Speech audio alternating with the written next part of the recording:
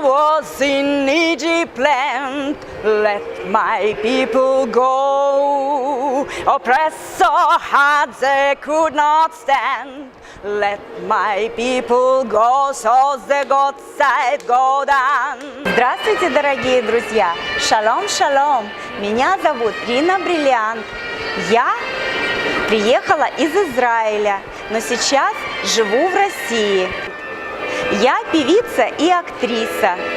Пою более чем на 10 языках, в том числе и на иврите.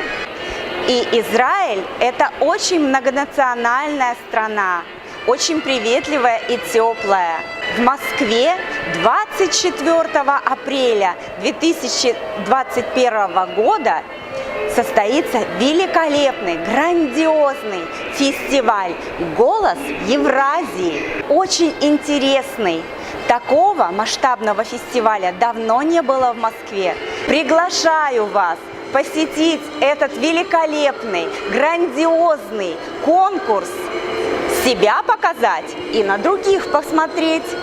Я желаю процветания и успехов продюсерской компании SDA, ведь она сотрудничает с очень талантливыми людьми, которые потом, впоследствии, надеюсь, станут звездами, которые уже стали звездами, многие из них, и продолжают свой творческий путь на больших сценах страны и даже за рубежом.